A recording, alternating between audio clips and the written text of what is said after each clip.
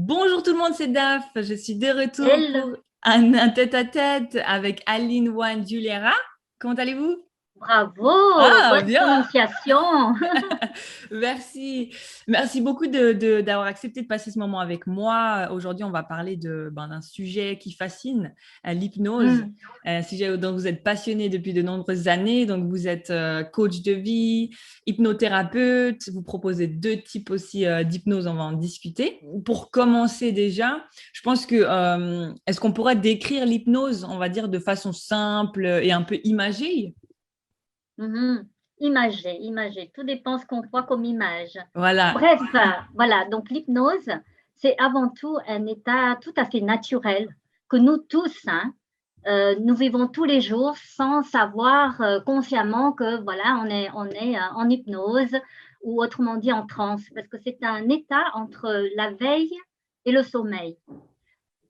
Comme par exemple lorsque nous lisons un livre passionnant ou lorsque nous regardons un film prenant, on est tellement fasciné, on suit le fil conducteur du film ou du livre, et puis on zappe tout le reste, tout ce qui est autour de nous. Donc voilà, c'est cet état qui est un peu, bon, ce qu'on appelle en jargon hypnose, bon, on est en transe, mais en transe très légère. Ouais. C'est un état, on va dire, légèrement modifié de conscience. Ça, c'est le jargon hypnotique. Mais on n'est pas encore dans l'état, ça, c'est vraiment léger, hein, parce Mhm. qu'on est là, on est entre la veille et le sommeil. Hein, donc, c'est vraiment super léger. Hein. Ouais. Et du coup, aussi par rapport à ça, parce que je sais qu'il y a pas mal de gens aussi qui se posent la question, est-ce que l'hypnose en tant que thérapie, est-ce que c'est la même hypnose que l'hypnose du spectacle qu'on voit à la télé? Est-ce que c'est le même principe? Alors, très bonne question. L'hypnose, euh, c'est comme un outil de travail, une technique, d'accord? Après, c'est comme la télé, l'ordinateur, le téléphone. C'est un outil que nous avons à notre disposition. Et maintenant, tout dépend de l'utilisation qu'on en fait, de l'interprétation qu'on veut en faire. Hein? Hmm. Donc, l'hypnose de spectacle, c'est une hypnose bon, qui fait pas bonne presse pour pour l'outil en tant que l'outil Oui. thérapeutique. Hein, voilà. Mais effectivement, il faut dire que c'est la base. La base, c'est de l'hypnose. Mais après, c'est un peu détourné selon la finalité voulue. Ça veut dire que c'est toujours en accord. Ceci dit, c'est toujours en accord avec la personne. Hein. Ouais, l'hypnose, c'est un état où voilà, le conscient, il est toujours là et on ne peut jamais faire ce que la personne ne veut pas. Hmm. Donc, c'est toujours, effectivement, c'est jamais dévié. Bon, là, c'était effectivement une interprétation qui fait que, avec l'accord de la personne, ben voilà, il est en hypnose pour faire des choses, quoi, le Hmm. spectacle. Pour Ouais. dire, ben voilà, vous voyez comme c'est puissant. Et c'est vrai que c'est puissant. Oui, c'est impressionnant, je trouve, des fois sur l'hypnose de Hmm. spectacle. Et pour nous, on va dire pour l'hypnose thérapeutique, pour quel, on va dire, aspect de notre vie, est-ce que l'hypnose peut être bénéfique? Pour quel problème ou quel blocage? Oui, mais avant, peut-être que j'aimerais, Mhm. je ne sais pas si tout le monde est au fait de qu'est-ce que c'est, à part que ce soit un état naturel, que ce soit un outil, mais cet outil-là, cette technique d'hypnose, on travaille avec différentes parties de l'esprit. C'est Hmm. peut-être bien juste de le souligner en passant. Hein. Oui, tout à fait. Voilà, quelles que soient effectivement les différentes approches d'hypnose, parce il y en a plusieurs, bien sûr, eh bien, on va parler sans rentrer dans le détail du conscient. Le conscient, c'est vite fait, voilà, c'est ce qu'on est en train, on est conscient de ce qu'on est en train de discuter, on pense, on entend, on perçoit, on interprète, on se pose des questions. Et puis, il y a une deuxième partie qui est l'inconscient. L'inconscient, c'est tout ce qui est un petit peu notre siège des automatismes physiques vitaux, en gros, d'accord? Mhm. On n'a pas le pouvoir de contrôle sur ça, ça se fait tout seul. Le sang qui circule, la respiration, nos organes vitaux qui fonctionnent sans nous, hein, sans notre bonne volonté ou pas. Mhm. Et puis, il y a une troisième partie de l'esprit que certaines approches d'hypnose utilisent, dont la mienne. Mhm. L'hypnose profonde, c'est le subconscient. Hmm. Voilà. Et le subconscient, c'est, je dirais, ben voilà, il y a une partie, je vous expliquerai un peu plus loin quand on parlera de l'hypnose profonde. Mhm. Hein, mais voilà. Ouais. Donc, en tout cas, quelle que soit l'approche, effectivement, l'hypnose, c'est vraiment pour un but généralement thérapeutique. Bien sûr qu'il y a le bien-être, pour venir à votre question, là, pour dire voilà les bienfaits, c'est bien sûr c'est bien-être, style relaxation, ressourcement physique et mental, évidemment, mais c'est aussi pour le mieux-être. Ça veut dire que l'hypnose va activer l'auto-guérison du mal-être intérieur, hein, pour qu'on Mhm. puisse mieux être. Mhm. Voilà, en induisant une réceptivité des suggestions pour qu'effectivement que les transformations se fassent de manière positive et désirée par l'intéressé. Parce que c'est souvent ça, en fait, qu'on se rend pas compte, mais le conscient, en fin de compte, on est à quelques pourcentages par rapport à tout ce qui est de nous-mêmes. Et vraiment, Oui, généralement, les blocages viennent justement, comme vous dites, du subconscient, voilà. du chef Oui, oui, d'orchestre. oui, tout à fait. Parce que voilà, c'est comme on disait, imagé, c'est comme un iceberg, hein, la partie qui est émergée, qui Émerger. émerge, c'est ce qui est visible, ce qui est conscient. Et puis la partie qui est en immersion, elle est invisible, elle est cachée, c'est la partie inconsciente. Parfois, on est conscient de ce qu'on vit, de nos émotions, parce qu'on dit, tiens, j'ai telle émotion, on la comprend, Mhm. hein, c'est justifié. Puis d'autres émotions, on dit, mais tiens, mais comment ça se fait que j'ai réagi comme ça? C'est inapproprié. Et ça, effectivement, c'est la partie invisible et cachée. Et c'est là aussi où il y a tout, du coup, toutes les, on va dire, les croyances limitantes, les mécanismes, les Tout à douleurs fait. enfouies, tout ce qui fait qu'on est Voilà. nous-mêmes, en fait. Oui, oui, parce que bon, puisqu'on parle de ça, parce qu'effectivement, je voulais venir plus tard avec cette partie du subconscient, mais ce qu'on parle de croyance, parce que le subconscient, c'est, on va dire, c'est la mémoire permanente de notre histoire de vie, avec tout ce que ça comporte, positif ou négatif. Ce sont nos expériences vécues, ce sont nos apprentissages, nos croyances, comme vous avez dit, nos valeurs de vie, nos émotions, tout ça, ça fait partie de cette mémoire permanente. Et après, chacun ou chacune euh, interprète, perçoit à sa manière, selon son vécu, chaque Mm. chose. Parce que pour un même événement, vous allez le percevoir positivement, une autre va le percevoir négativement pour le même événement.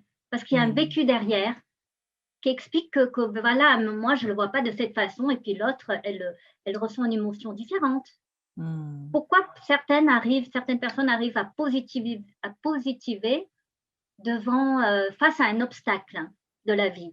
OK? Ils vont toujours, tiens, le côté, ça me permet effectivement de voir sous un autre angle, voilà, pour rebondir, alors que d'autres personnes, elles sont complètement sous l'eau. Donc Mm. voilà, après, c'est notre vécu Ouais. qui C'est comme des exprime filtres, un petit peu des filtres qu'on met en fait petit à petit depuis l'enfance, même du coup des vies passées, j'imagine, hein.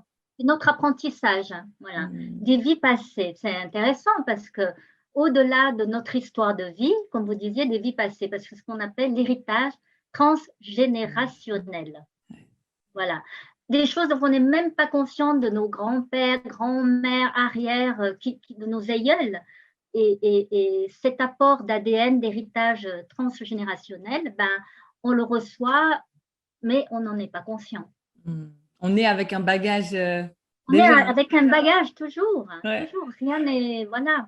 Et du coup, avec vous, donc vous proposez, peut-être qu'on peut directement venir sur ça. Donc, il y a deux approches différentes d'hypnose. Il y a l'hypnose profonde et l'autre L'hypnose humaniste. humaniste. Voilà. Est-ce qu'on peut déjà avoir Humaniste. une différence un petit peu des deux? Alors, voilà, c'est là où c'est intéressant. Quand je disais, il fallait comprendre effectivement ces trois parties de l'esprit. Mhm. Parce que selon le type d'approche d'hypnose, eh bien, l'hypnose qu'on connaît le plus souvent, Mhm. c'est l'hypnose ericksonienne, d'accord? Oui. Travaille sur la notion inconscient et conscient, d'accord?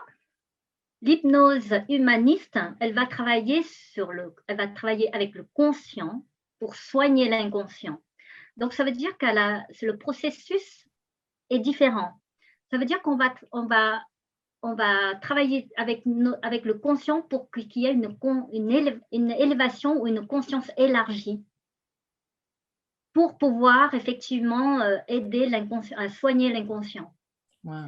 Et c'est une approche très intéressante, elle est même quantique, holistique, hein, parce qu'il y a aussi le rapport avec l'univers, la grande conscience avec un grand C. Donc, c'est très intéressant pour aussi, selon la sensibilité personnelle de chaque personne. J'ai remarqué que les personnes qui font beaucoup de méditation, qui sont on va parler après de méditation, pleine conscience, parce que vous avez des super, super mots-clés là qui me font rebondir, eh bien, elles sont très réceptives à l'approche humaniste. C'est intéressant de voir justement de ce côté-là, parce que le conscient, en fin de compte, il peut aussi du coup réparer l'inconscient. C'est justement à chaque fois l'opposé qui nous fait ah ben non, il faut qu'avec le conscient. Mais oui, c'est super intéressant de le voir de ce côté-là. Ouais. J'avais jamais entendu parler. Voilà, et donc c'est une approche assez voilà, assez spécifique, parce que généralement, et puis c'est une approche, c'est ben, je pense qu'aujourd'hui, à ma connaissance, c'est la seule forme d'hypnose associante. Ça veut dire qu'on ne dissocie pas. Il y a le conscient, on ne dissocie pas le conscient du conscient. Waouh, c'est le tout en fait, en fin de compte. Voilà, donc effectivement, comme on travaille sur une conscience, voilà, l'approche d'une conscience élargie, augmentée, eh bien, la personne est complètement actrice et créatrice, voilà, de sa vie et de son futur, quoi, de son changement. Ouais. Et ce qui me titille là, directement de rebondir, c'est est-ce que avec les deux approches, donc humaniste et profonde, est-ce qu'on va réparer les mêmes choses? Est-ce qu'on va viser ça aussi? Tout à fait, tout à fait. Quelle que soit l'approche, ça justement, c'est important de le souligner, quelle que soit l'approche qu'on pratique, soit ericksonienne, humaniste ou profonde ou d'autres encore, hein, que je ne saurais citer, je pense que le but, c'est l'auto-guérison de nos blessures, hein, de notre mal-être, quelle que soit l'approche. Tous les chemins mènent à Rome, je dirais. Hein? Donc après, c'est selon la sensibilité de chacune. Si on est sensible, d'autres qui sont sensibles à l'éricksonienne, et d'autres à l'hypnose profonde, et d'autres à l'humanisme, et d'autres encore à d'autres approches. Et du coup, la profonde, est-ce que c'est du coup, comme j'imagine, être couché et puis que vous parliez au subconscient plus? Alors, l'hypnose profonde, effectivement, donc le conscient est toujours là, hein, mais il est un peu en veille.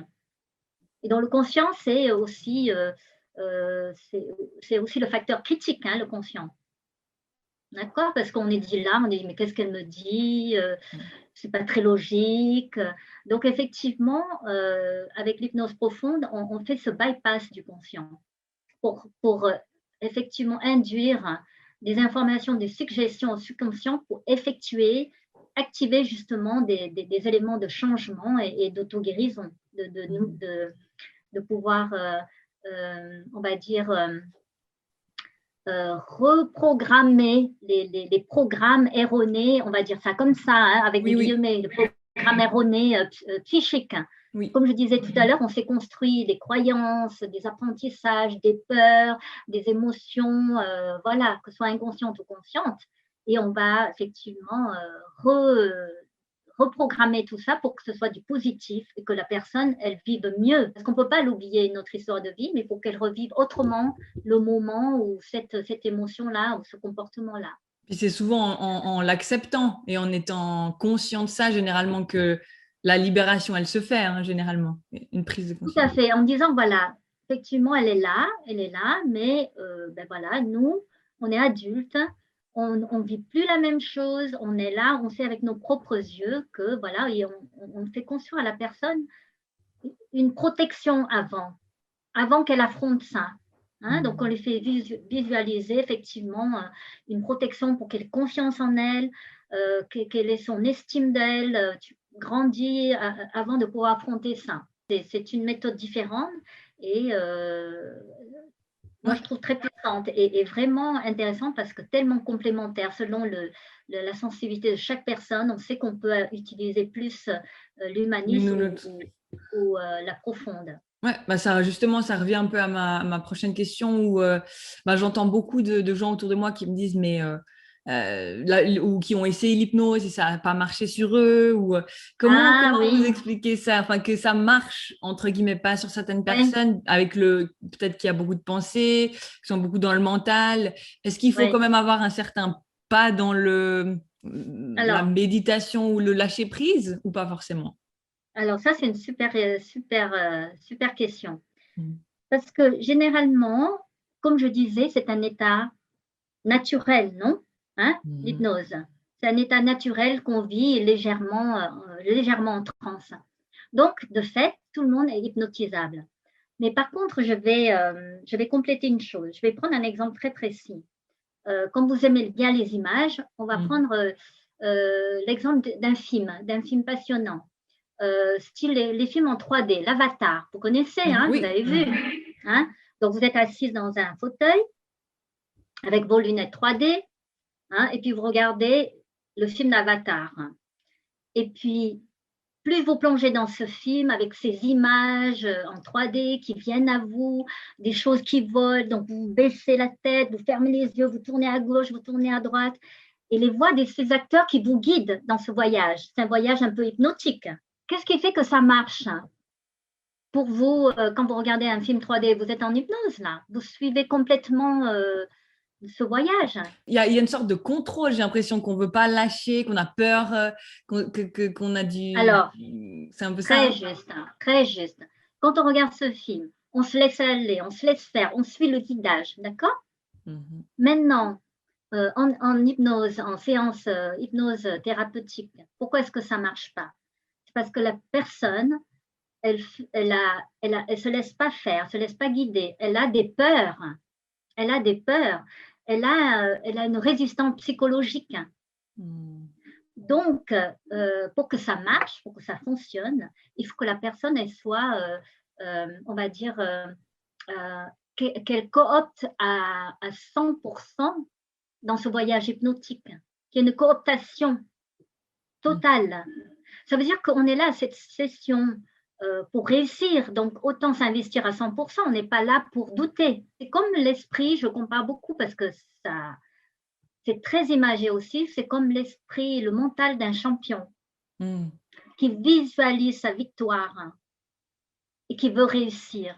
Eh bien, il part gagnant, il part pas avec l'esprit des doutes, des peurs, alors là, c'est foutu d'avance. Ouais. Eh bien, c'est la même chose. Pour moi, c'est la même approche. On part avec l'esprit de réussir. Donc, on part avec l'esprit de dire que toutes les suggestions qu'on va entendre, elles sont bonnes pour nous et elles vont fonctionner et on va avoir des résultats. Donc, le travail, pour que la session soit réussie, le travail est fait 50% par la personne Mhm. et 50% effectivement par le thérapeute. Il faut qu'il soit bienveillant, bon guide, neutre. Il faut vraiment que la personne elle-même elle soit partante 100% du voyage. Et qu'il Mhm. n'y ait pas de dire oui, mais je ne comprends pas trop ce qu'elle me demande. Ça veut dire que le conscient, il est là. Le facteur critique, il est toujours là. Donc, ça ne Mhm. marche pas. Ouais. Et comment vous diriez qu'on pourrait être, parce que du coup, oui, c'est une chose de le faire dans une session hypnotique, mais enfin hypnotique d'hypnose, mais comment on pourrait être, à votre avis, plus conscient de notre subconscient dans la vie de tous les jours et pour pouvoir peut-être comprendre qu'on se crée Ah, qu'on se crée des blocages nous-mêmes et qu'on soit un petit peu plus conscient. quand je disais tout à l'heure qu'on a notre subconscient, c'est tel un iceberg. Mhm. D'accord? Donc, on a une partie consciente, une partie inconsciente, qu'on ne connaît pas, inconnue. Eh bien, on a toujours une partie consciente en disant, ben, tiens, je comprends telle émotion. Pourquoi j'ai cette colère inappropriée? C'est pas normal. C'est pas normal de réagir comme ça. Ou suite à un incident, il y a une explosion, une implosion émotionnelle, et vous trouvez ça pas normal, même si vous ne comprenez pas ce qui se passe derrière. Mais vous ne trouvez pas ça normal. Donc, c'est ça, être conscient de son subconscient, moi, je le traduis comme ça. Ça veut dire qu'à un moment donné, il y a quelque chose que vous comprenez que ce n'est pas normal, vous avez envie de changer, mais vous ne savez pas d'où ça vient. Ou alors vous savez d'où ça vient, mais voilà. Mhm. Mais ce qui explique effectivement depuis le départ, on dit, ben là, c'est tel un iceberg, il y a des choses qu'on maîtrise, des choses qu'on ne maîtrise pas. Et j'aime beaucoup ça parce que moi, ça me fait penser du coup, et vous l'avez dit plusieurs fois, par rapport aux émotions. Et j'ai l'impression que vraiment les émotions, elles doivent vraiment revenir comme alliées à nous, comme vraiment des signes, des explications de ce qui se passe. En fait, l'émotion qui vient, c'est vraiment comme un signe de dire, voilà, je ressens ça, pourquoi je ressens ça, qu'est-ce qui se passe. De vraiment pas. Des fois, j'ai l'impression qu'on essaie aussi de refouler, rejeter toutes nos émotions. Non, je veux pas être triste, je veux pas être en colère. Mais la colère te montre quelque chose qui est dans Oui, ton oui, subconscient. c'est une expression, hein, c'est un symptôme de notre être intérieur. Il faut pas le refouler parce que c'est l'expression de notre être, quel qu'il soit. On a plusieurs facettes. Mhm. Et donc, c'est simplement de comprendre. Et si on n'accepte pas cette émotion, il faut simplement l'accepter de la façon qu'elle existe, mais la transformer. Et l'hypnose permet de transformer cette émotion en quelque chose de positif, donc on pourra s'en servir. Il y a des gens qui disent, oh, je suis super sensible, je pleure pour rien. Mais en même temps, cette hypersensibilité, elle sert à quelque chose. Elle vous donne justement, comme on dit, une hypersensibilité euh, peu ordinaire pour d'autres choses, Mm. comme l'intuition, comme voilà. C'est des beaux, si on le regarde, il y a toujours, j'ai l'impression qu'il y a toujours, en fait, je le vois comme, il y a deux facettes. Soit on choisit de voir le beau côté ou le mauvais côté. Il y a toujours la Mais vie. c'est oui, mais c'est ok aussi hein, pour les gens Oui. qui acceptent voilà de garder ça, ça les dérange pas, ok, il n'y Hmm. a pas de souci, il y a pas de souci. Le seul truc c'est qu'il faut qu'ils soient bien avec eux-mêmes, en Hmm. harmonie avec qui ils sont, leurs valeurs, l'adulte qu'ils sont aujourd'hui. S'ils sont bien avec ça, ils ont besoin de rien. C'est pour ça que j'ai dit la liste des bienfaits en hypnothérapie, elle est, je ne sais Yeah. pas combien de pages, parce Ouais. qu'effectivement, on peut traiter tous les maux, que ce soit, comme on disait, hein, le mal-être, l'angoisse, le stress, le burn-out, les phobies, les douleurs, les addictions, que ce soit voilà, à l'alcool, à la cigarette, la nourriture, le jeu, la télé, le téléphone, tout. Hmm. Donc, c'est Mhm. multiple. C'est la liste, elle peut continuer. Hein. Mhm. Et les bienfaits, effectivement, à la suite de ça, c'est la paix intérieure, la confiance en soi, l'estime, la créativité, que ce soit artistique ou dans la résolution des problèmes, les nouveaux projets, la performance, tout ça, quoi. C'est magnifique, non? C'est clair. Est-ce que du coup, est-ce que ça peut aussi, on va dire, réparer ou aider des maux physiques? Oui, Là, la douleur, les migraines, c'est physique. hmm. Parce que tout ça, je parle des douleurs, je ne parle pas, par exemple, on se coupe bon, ça aussi, on peut, parce qu'on peut alléger la douleur. Mhm. Hein, parce que c'est l'hypnose médicale, on peut alléger la douleur de la personne, la douleur physique de la personne. Elle Mhm. souffre physiquement, voilà, on allège sa douleur, on l'enlève pas complètement, mais on diminue l'intensité de la douleur. Elle sait qu'elle est là, la douleur, mais voilà, mais ça l'atteint plus. Hmm. On reprend le Ou les contrôle. migraines, les maux de tête, oui. Parce que vous diriez aussi que, on va dire, je sais pas, moi, ça me vient par exemple un eczéma, une migraine ou quelque chose comme ça. C'est quelque chose qui est peut-être un blocage émotionnel refoulé Alors, plus haut. voilà. Donc, tout ça, je ne parle pas de tout ce qui est hypnose médicale, hein, Mhm. parce que ça, c'est vraiment, on a une douleur suite à une maladie, une opération, on a une douleur. Mhm. D'accord? Ça, c'est physique. Maintenant, euh, des choses, des maux physiques qui viennent, par exemple, l'eczéma, euh, la phobie, la phobie sociale, je ne veux pas parler aux gens, à des inconnus où il y a du monde. Tout ça, ce ne sont que des symptômes d'un mal-être intérieur qui sont extériorisés par ce symptôme-là chez cette personne-là.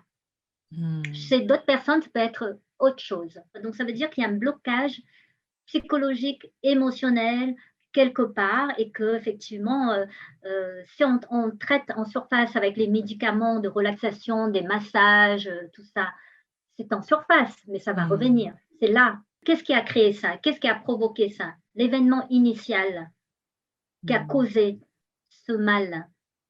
Eh bien, on n'arrive pas à l'enlever une fois pour toutes. Est-ce que j'aimerais bien aussi parler de l'auto-hypnose? Est-ce que du Oui. coup, enfin, d'être conscient de s'auto-hypnotiser, est-ce qu'on parle auto-hypnose, méditation, la même chose? Vous diriez? Ah, c'est intéressant, Daphné.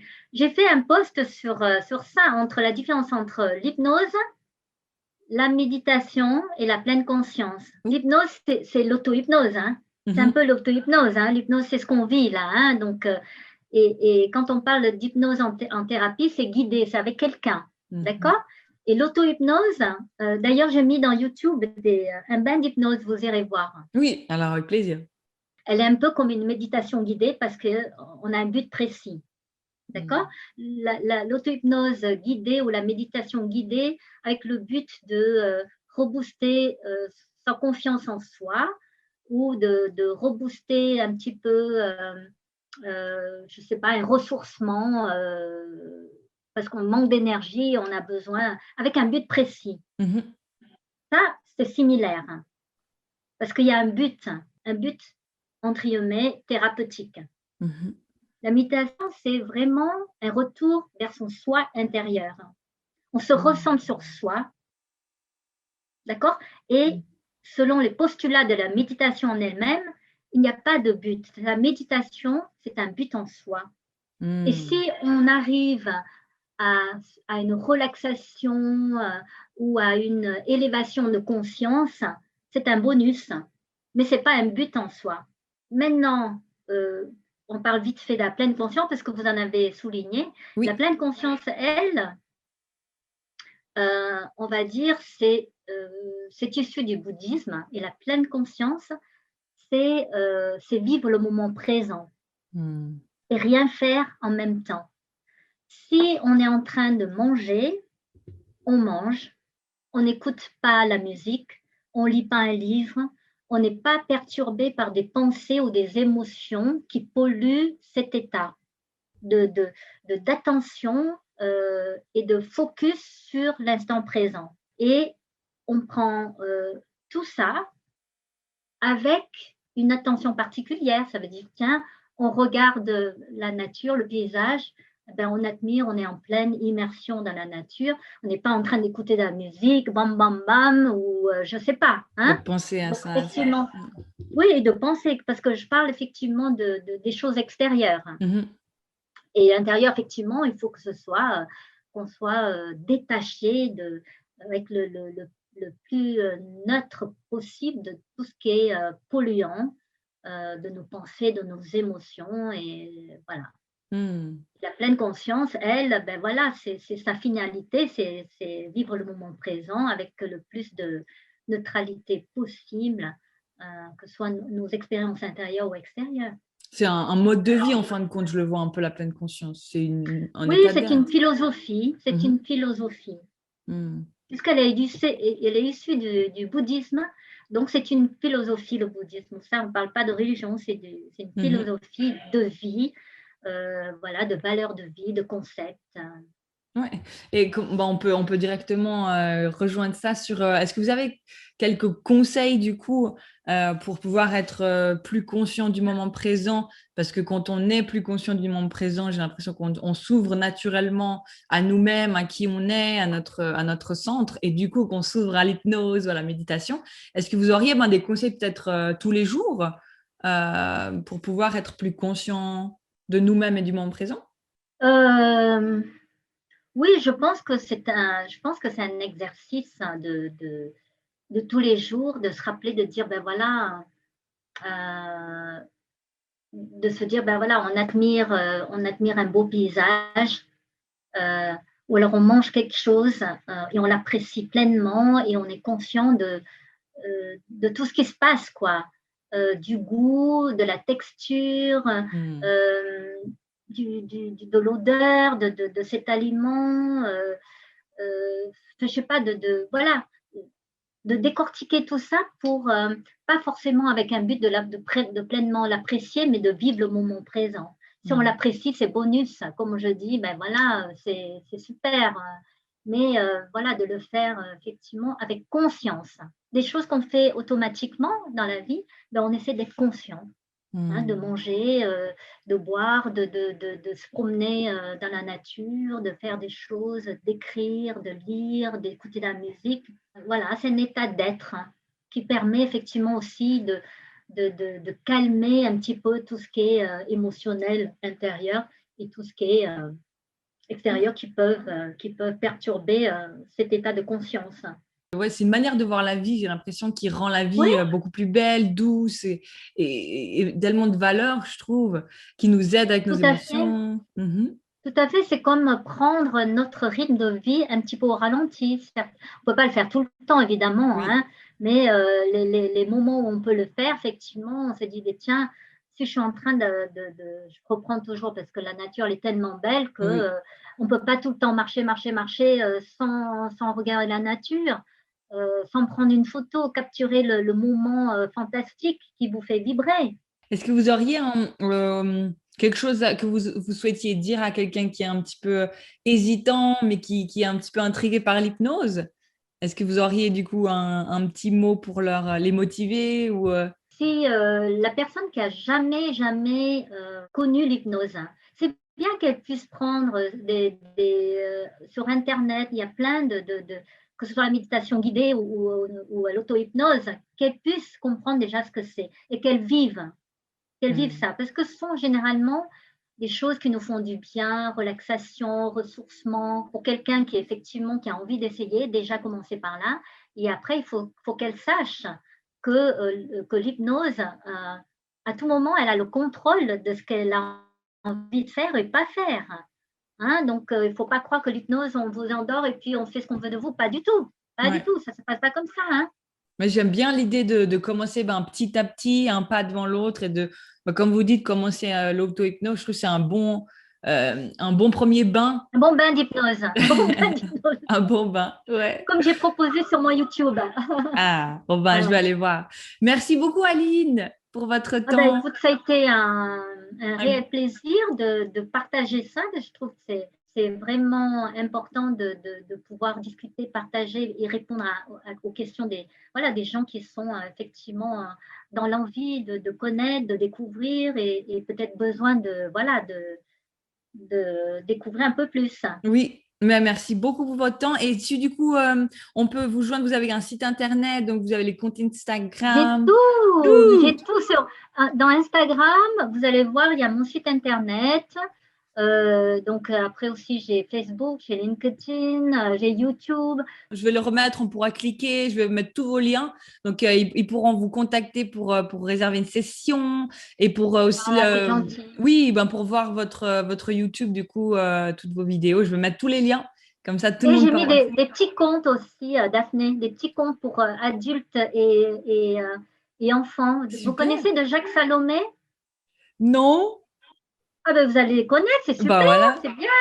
Cool. Alors voilà, c'est des comptes pour grandir de l'intérieur. Waouh, cool, ça me parle. Donc moi, je me suis juste enregistrée Oui, pour lire ces comptes, mais voilà, c'est des comptes de Jacques Salomé. Donc j'ai d'accord. trouvé ça sympa de partager ça aussi. Donc, Ouais, je vais aller voir alors. Merci beaucoup, Aline, et je vous dis à tout bientôt. Au revoir. bon, Daphné, c'était un vrai plaisir. Avec On plaisir. reste en contact. Au Oui. revoir. Merci d'avoir regardé la vidéo jusqu'au bout. Si ça t'a plu, si ça a résonné en toi, n'hésite pas à laisser un commentaire, à cliquer sur le bouton j'aime et à t'abonner avec aussi la petite cloche, du coup pour rien louper quand je sortirai de nouvelles vidéos. Voilà, bisous, à bientôt.